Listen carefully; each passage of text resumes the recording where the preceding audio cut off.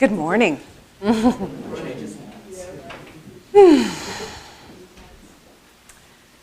So here's what I know for sure.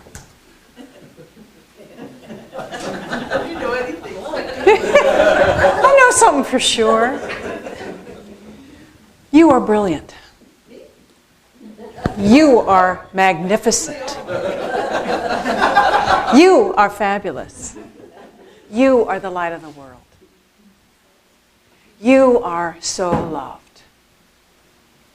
You are worthy of more good than you could ever possibly imagine. Limitless possibilities are yours.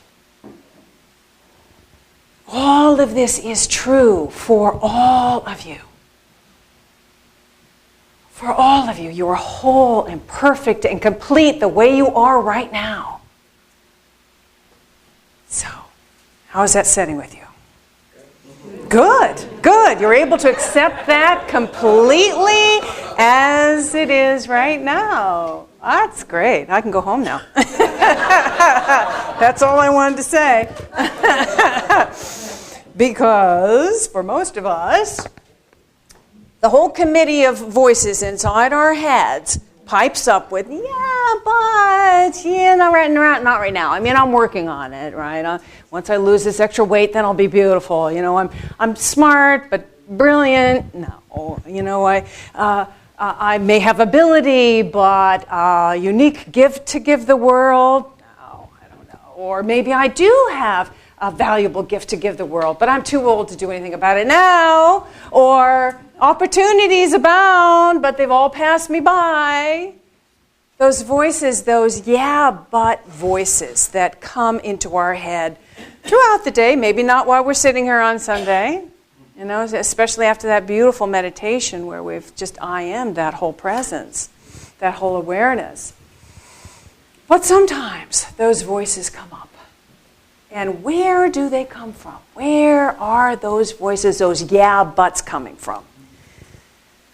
Certainly not from that divine, authentic self that knows its magnificence, that knows its true worth, that knows its true power. Not from that.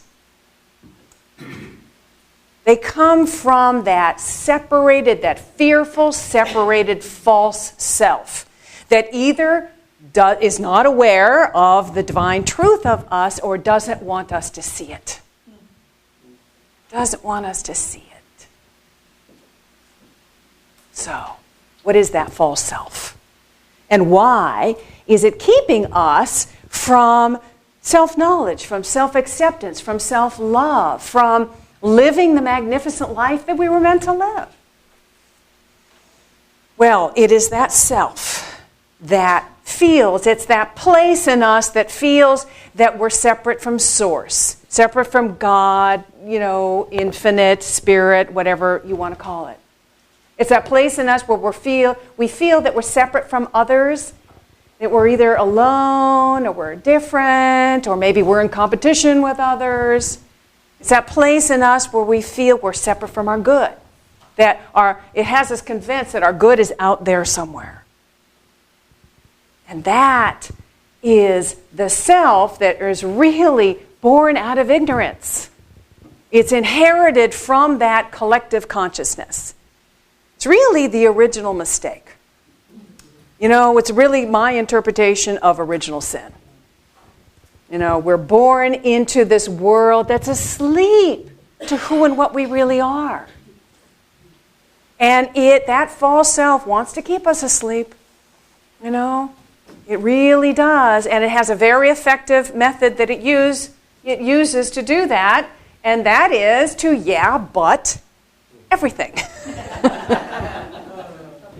That in itself is robbing us of our true power. It's robbing us of potential. It's robbing us of possibilities. It's robbing us of spiritual growth. I have a friend that I think I may have mentioned her a few times before, Shelley Campbell, and she gives this class that she calls financial stress reduction. Wonderful title. And she's done this for many years. In fact, I took this class many years ago, and she made up these, I don't know if she still does, but she made up these buttons, these that you pin on, that say, that say yeah, buts with the red line through it, the no, yeah, buts. And she gives out these buttons throughout the class whenever somebody comes up with a yeah, but, which actually happens quite a bit. For instance, she'll say, saying affirmations on a regular basis will completely change your life. Somebody will say, yeah, but I tried that, and you know what, it didn't work. That person, bam, gets one of those buttons. Or she'll say, creating a budget can help you get what you really want. And, you can just hear the yeah buts in the room. Yeah, but I'm not good at financial stuff. Yeah, but I'm not sure that's going to work. They get a button. She'll say something like, you can have as much money as you want, as you want, as long as you're willing to network effectively and consistently. That's kind of her big thing, is networking. And, invariably someone will say, yeah, but I'm not good at networking. Another button. And on it goes. And you finally get the idea that all the financial limitation that we experience in life is really our own creation. And all of those yeah buts that come up from that false self are holding us back from so much good. The truth is, we are amazing now. We are beautiful and powerful now. The truth is that there is an answer. There is a way. It's possible. And there's so much help available to us. Really, we can get support in just about anything that we can dream of. It's just that we're just trained to automatically reject it. We're programmed to immediately come up with reasons why it won't work. Or it won't work for us. Or we've done it before and it didn't work, therefore, it's not going to work this time. Or we come up with all these reasons why, we're not beautiful and we're not perfect the way we are now. That false self wants to keep us so small. It wants to make sure we don't grow. We don't try anything new. We don't try anything again. We don't grow spiritually. The yeah buts that come from that false self are getting in the way. Yes, our butts are getting in the way. I'm saying our butts are getting in the way of all the possibilities that are available to us. The big butt syndrome, okay. They're getting in the way. Time to get them out of the way. And one of the buts that I hear frequently, and I have to say it's one that kind of robs people of the experience of true inner peace and of well-being and of divine guidance and of spiritual growth. And that's the yeah but that comes after I suggest someone starts meditating. Yeah, but you see, I tried it before and I just can't quiet my mind. My mind just races. No, your mind is racing all the time. It's just that you're now still enough to actually become aware of it. And that's what meditation is, at least in the beginning. It's such a threat to the false self because, boy, we might actually wake up. We might actually start waking up. So that yeah, but comes in. And it happens every step of the way, on our spiritual path. It happens when we have a decision to take a class, maybe. And I'm talking about the kind of classes that we teach here, or unity classes, SEE classes, really any kind of spiritual or personal growth class. is the best way I know of taking that inspirational truth that you hear and actually applying it to our own individual experience. And, working on something so that we can get to that place where we allow that quantum growth, that taking that quantum growth that we all want.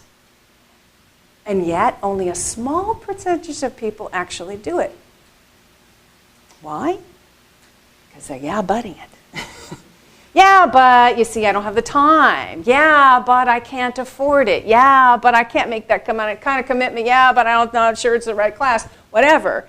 It's all those buts that keep coming up. And they're just ensuring that we stay stuck, we stay small, and we don't grow. So, time to get the butts out of the way. Time to get them out of the way and open up and experience the possibilities and experience the growth, the spiritual growth that's available to us, and to experience our true authentic self, to really connect with that divine authentic self. So I have a couple of ideas that I want to share with you, and no butting them. All right, so the first idea is that, of course, the first thing we need to do is become conscious of it. Become conscious of all the times we say, but, either out loud or, to ourselves. Most of the time we're saying some form of but internally to ourselves. So just become aware of that. Become aware of any time there's a but in an automatic reflexive response to, a suggestion. When somebody suggests something to you, just take a moment, take it in, see if it fits. I'm not saying you have to implement every suggestion everybody gives you, absolutely not. But don't reflexively but it either. Take it in, see if there's any resonance in the truth of your being. Just take a moment. Don't fight with it yet, automatically. An example of somebody who did this really well recently was Pete last week. When Pete stood up and shared his experience with tinnitus. And other people, we did this Q&A last week, and other people were standing up offering some suggestions. And Pete was just taking them in, didn't but any of them. Just took it in and just was with it. Even the suggestion that he was vibrating with the North Star, that suggestion, whatever that was, it was like, didn't but that, just took it in. And he told me afterwards that many people were coming up to him and offering other suggestions, which, he must have tried some of these before. He's been dealing with this for many years, so I'm sure he's tried some of these before, but didn't but any of them. Just sort of, took it in. So, well done, Pete. Well done. Just take it in. See if it fits. Just that automatic but just stops the whole thing. So just try to take it in. All right, the second step of that is then to practice saying yes. Practice saying yes to compliments, to positive affirmations, to positive declarations of truth about ourselves or other people or the world in general. And practice saying yes to possibilities. Possibilities, if you hear of somebody saying to you, or maybe your inner guidance is saying to you something like, I don't know, wow, you're really good at that. You can make a living doing that. Practice saying yes.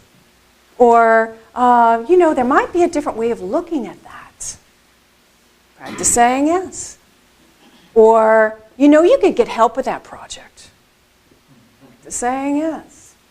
Or, there's a workshop where you can work on that thing and really get some help with that.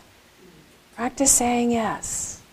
Just see what it feels like. Let it sink in. Again, see if there's any resonance there.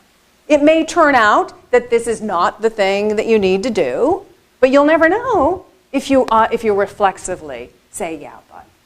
So this is just practice. You're just practicing getting in the habit.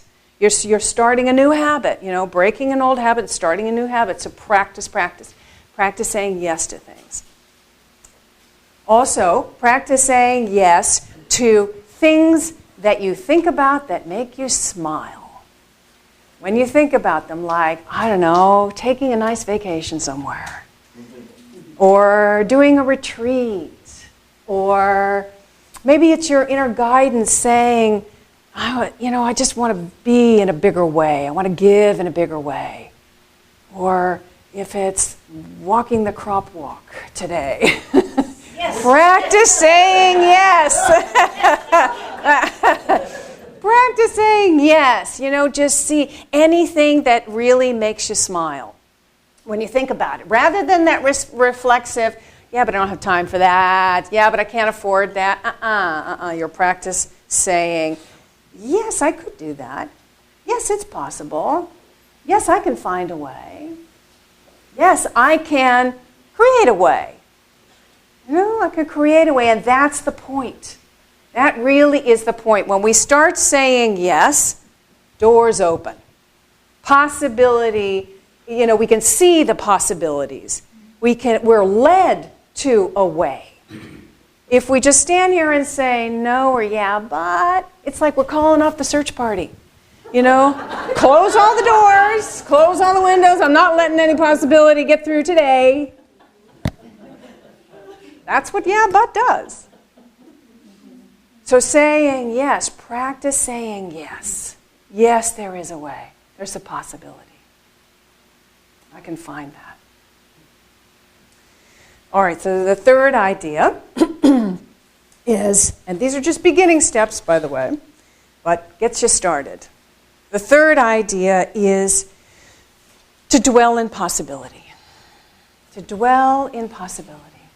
Remember the Emily Dickinson poem, I Dwell in Possibility? Well, I'll read it for you in just a minute. And she was talking really about the possibilities that opened to her with poetry, with the freedom that poetry gave her. But we can hear it as the possibilities that open to us when we open ourselves to the possibility, when we say yes rather than yeah, but. So in honor of Poetry Month, it's the Poetry Month in April, right? Yeah. So, I Dwell in Possibility by Emily Dickinson. I dwell in possibility, a fairer house than prose, more numerous of windows, superior for doors, of chambers as the cedars, impregnable of eye, and for an everlasting roof, the brambles of the sky. Of visitors, the fairest, for occupation this, the spreading wide my narrow hands to gather paradise. Beautiful. So let's open those narrow hands that the yeah buts have given us. Open the hands and gather paradise by saying yes to possibilities, yes to our divine guidance, yes to our divine authentic self, yes to life. And then let's dwell there for a while. Let's dwell in that together. All right. You have a little handout in your bulletin, and it does have the no, yeah, but sign on it. You might want to put that up to remind yourself and give you the 3 steps. No, yeah, buts. We're dwelling in possibility this week. All right? Namaste.